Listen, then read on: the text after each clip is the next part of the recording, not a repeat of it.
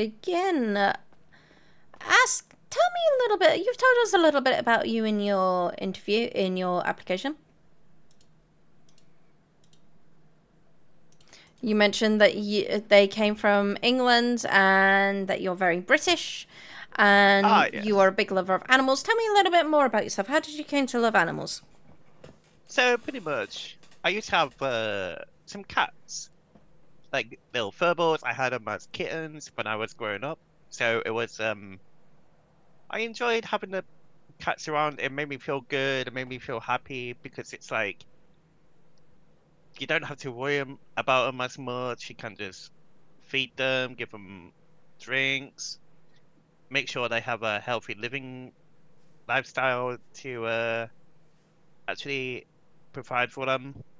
I did sometimes get dogs at the same time as well, whilst I was growing up too. So I had to make sure the cats and the dogs were actually getting along, making sure they were fine, not ripping each other to pieces.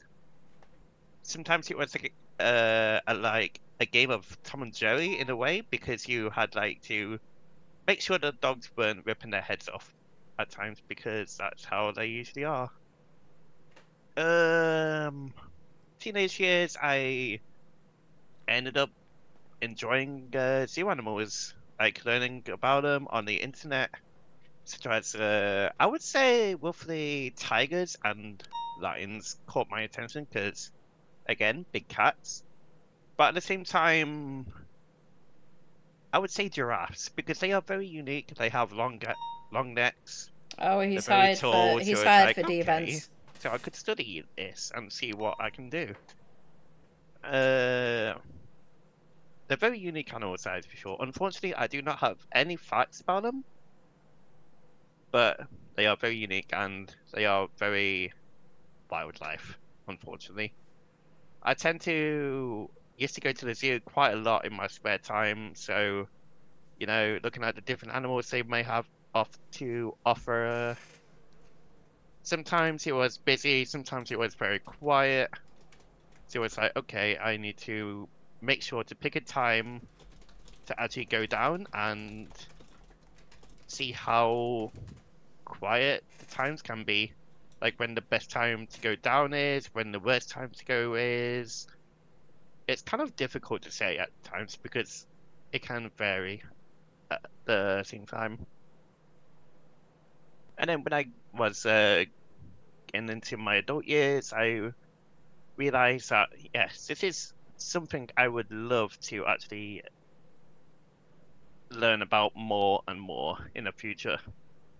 But then my parents they became officers of the law, so it was like, oh, so now I have to be careful and not get in trouble with the law. But at the same time, I thought to myself, you know what? I could get used to this and see the difference they can make in people's lives. Unfortunately, they didn't stay the corrections route, so I was like, you know what? Because you're going to the PD, how it is, I'm going to go to corrections so I can actually observe and see the different styles that people may live in. Because, living in the same place all the time can be a bit boring, but you can actually visit different places, different cells, jails, stuff like that, really. Okay. Um, I thought to myself, you know what? I'm just going to expand my lifestyle a little bit for you, so it's always helpful. so do you have a father? You mentioned a lot about your mother, but not so much about your father. Yeah, I mentioned my mother because I was pretty much closer to her than I was to my father. Your father play a part of your life, or He did, and then he just deserted us, disappeared on the face of the earth. But it's okay. okay? You mentioned a few things about yourself that you liked. Can you just expand on things that you really like that you're passionate about? My passions, it can vary. Like, I like to keep myself active and just making sure that I can be as active as possible. Sometimes when I'm sitting around, it's like my brain goes in overload and it makes me want to actually just keep active and just do stuff, all the time. Another passion is work ethics. I want to do as much as I can, do the best I can do at the same time. Okay. I kind of forgot about the third one. You mentioned about how you're in a very open book and people are always ready to be told a fun story. Ah, Um, yes, yes, that too, yes. I uh, want to be someone who people can come to and just open up to me, where I can just open up to them as well, so they can trust me at the very same time. Because sometimes I can have the most hilarious stories, sometimes I have the most crazy stories, or it can be sad stories. It depends on the situation that I'm pretty much put in. Tell me about the different situations that you've been put in your past, requiring you to have these different stories. So, pretty much one of them, it can be like the mother, for example.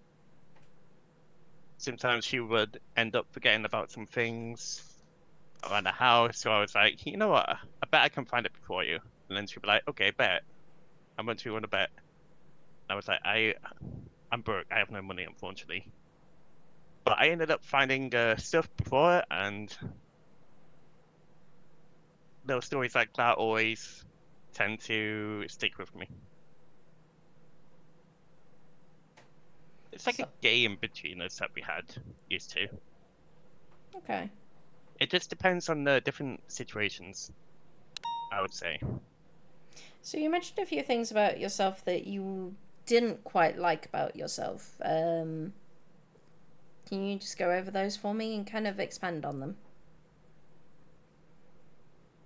I would say confidence, for example, like sometimes being in a new place, not knowing what to do, what to say, it can be a struggle at times until I can learn the routine of getting into that.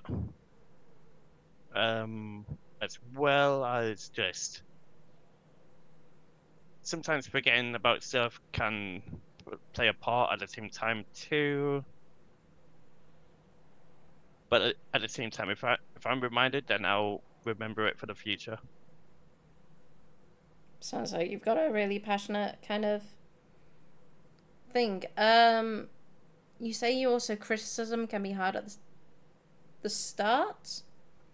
Oh yeah, criticism can be very difficult to take on board, but once I get over the fact that criticism can actually help me for the future, then that's at least that's good to deal with. Sometimes you gotta learn the not the highway, the hard way, or it can be the easy way. It just depends. I am always happy to hear about criticism. As be sure if I'm doing something wrong, then I need to know so I can work on it in the future.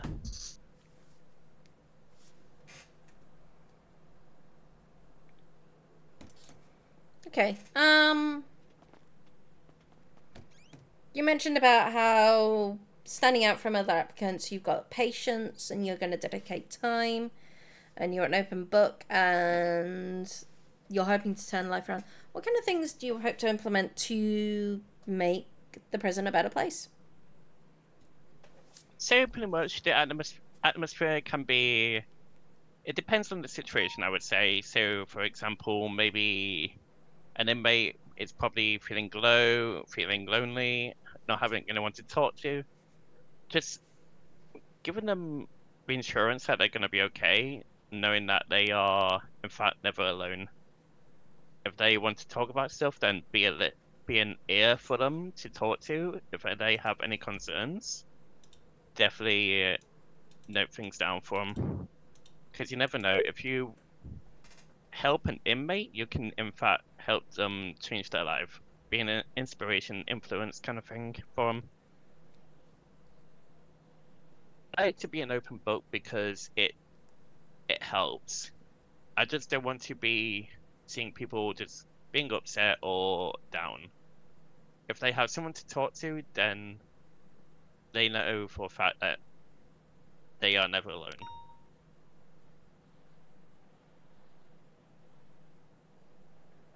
Okay then.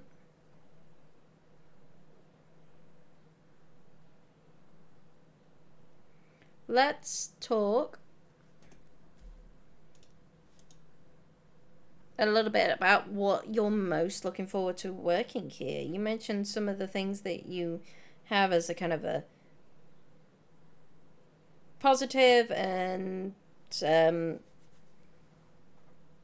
but what are you most looking forward to? I would say for me, just being a part of the department that my parents didn't really want to focus on. And also the fact that I get to interact with different various kind of people. I am normally awake quite every so often. And also sometimes it can get lonely out there, so having people to talk to in the prison would definitely be a big help. Understanding the different things that they might be going through, the different problems on the outside, as I can probably maybe what's the word? Uh, I mean fudge. Sorry. No, the people swear. It's absolutely fine. I hate swearing in front of people. I feel bad. I'm sorry. Uh, the different situations out there can sometimes be in here, like people being arrogant, just having yelling at each other. But if you talk to them, then maybe they can, in fact, understand of the both sides, because there's two sides of every story. And also the fact that it's going to be a very big challenge, and the fact I really want to take on the challenge head on, and just, of course, just make my parents proud, honestly, at the same time, while doing so. Well, they're doing out there in the police world. I'm in here as a corrections officer.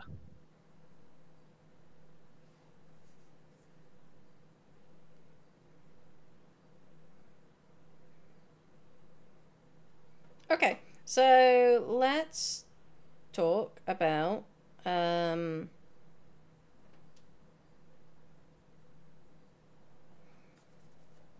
a piece of advice that has resonated with you.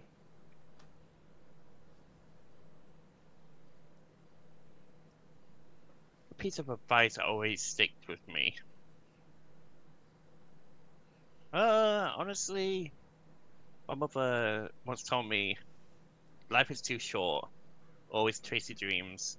Always make things become a reality, or try get it to. It's just quotes from her which always sticks with me, so it's always very helpful to have.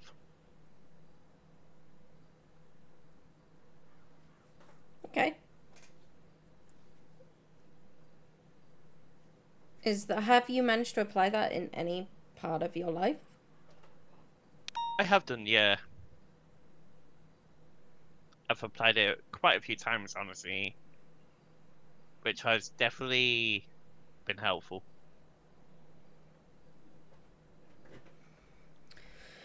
Are you an early bird or a night owl? I can be an early bird. I can be around this time, or it can be like earlier. It can definitely vary that for sure, but mostly this time, I would say. Why this time? Why do you have such a varied schedule?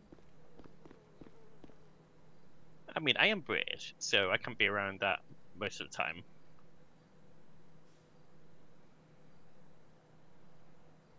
Okay. I tend to just what I tend to do is just fly in, well, wake up, just do 24/7 sometimes, sit around driving.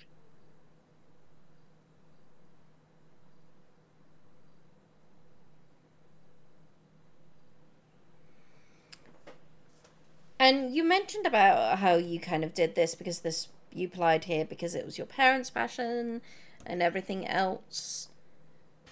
Why did you think that SESP wouldn't be able to fulfill that as well? Or going as a police officer? As a police officer, I would I would say they can do the riskier jobs. I would say possibly because both both of them are in the police force and out. We don't have anyone in corrections, so it would be pretty awesome.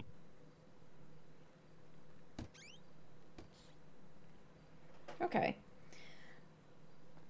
I just want to make them proud, pretty much. How do you plan to make this sustainable for yourself? How do you mean? Well, you said you wanted to make them proud. But Oh what's yes. kind of beyond that? What is it for you? For me personally, I would like to actually do a job that they didn't want to. I want to work on my future, work on myself, see if I can actually get anywhere with my life. It's been hard living out there, that's for sure. Okay. But I feel like this can definitely put me through my paces, make me tougher as a person, strong-minded at the same time. I'm going to ask you a few scenario questions. Please Oh, answer okay, them as dokie. honestly as you can. You are in the prison with two other correctional officers and get a notification from PD that 7 inmates are about to be sent up. There are already 5 inmates at the prison. What are your next steps? Well, I said it's gonna be more inmates, and they're gonna be overrun by a lot more. I would be arriving from PD. I would definitely ask them if we should possibly go into the catwalks or into the anywhere else that is safe, because then at least we won't get ambushed, or we will in fact be safe away from the inmates, just making sure that they're doing okay every now and then, making sure they got food, making sure they got drinks. Okay. You are getting ready for duty in the reception when a visitor approaches. They claim they are from the SCP Foundation and would like to investigate the prison. What would you do? So if there was a higher up, I would probably try get in contact with a higher up, because as a recruit, I wouldn't know if they are in fact telling the truth, if they want to take me hostage. I would make sure the door is locked, just in case they might try anything, because you never know. People can pretend to be police officers, so it's better to be safe than sorry. But definitely contact a higher up, or if there's no higher ups, then probably go to the next rank that is above me to double check, or I don't know, anything else. Using the email chain maybe at the same time. I am unsure, but I would definitely try and figure out if they are in fact telling the truth of who they are, and be aware of what they might have in their hands.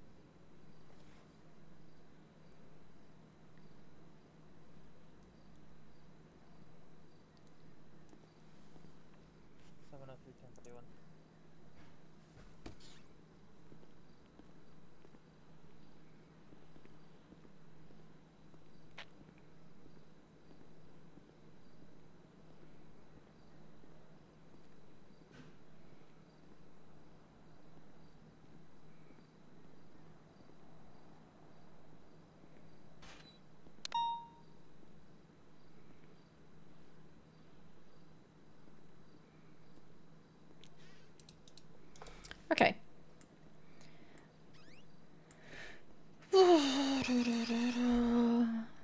You are on duty when a higher ranked officer gives you a command that you morally disagree with. Describe your next steps. Don't leave out any details. It depends on the command that they give. If it's like one I'm comfortable with or if I'm not comfortable with. Just basically follow through with what they say and maybe afterwards pull them aside and just be like, hey, I didn't really feel comfortable with the command that you gave me. Is it possible if in the future, if it happens again, then can I pretty much, if there's another officer as well, maybe give them the command if I'm feeling uneasy about it? Because at the same time, you don't want to, if you hide things away from them, like not tell them about concerns or any issues, then that can definitely maybe pull, it'll probably arise again and it'll just be stuck in a little circle trap kind of thing. But definitely raise concerns with it, with the higher up, so that they are aware that you're not feeling comfortable with it. At the same time, after the situation is handled appropriately.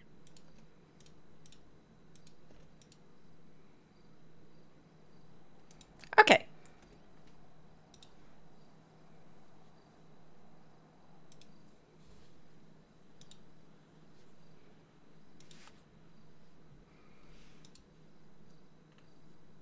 And one final question. You notice two inmates are having an argument, long-term inmates, and since they soon may come to blows, how will you de-escalate the situation?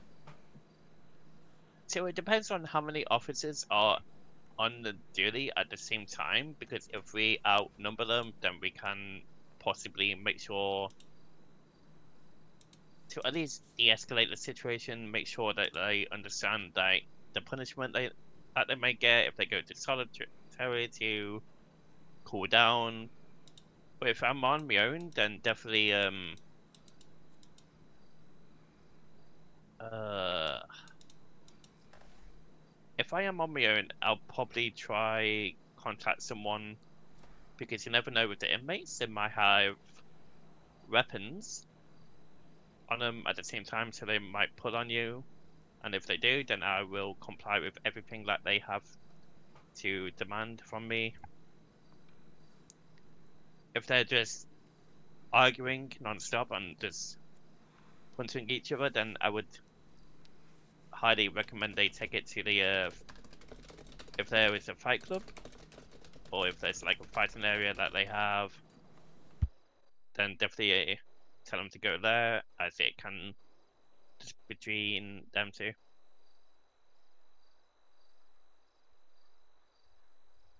Because you never know with inmates if they have anything on them or not.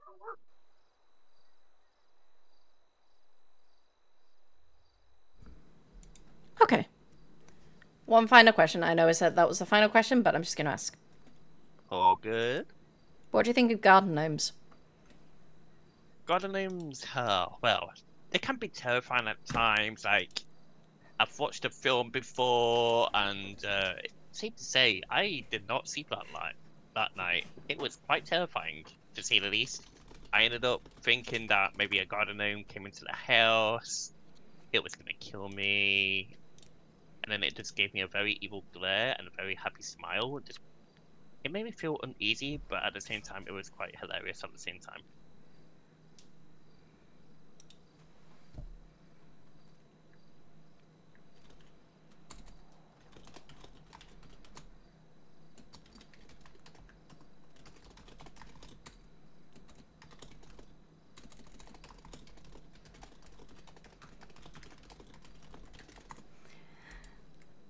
Okay, so what I'm doing now is I'm going to stop the interview.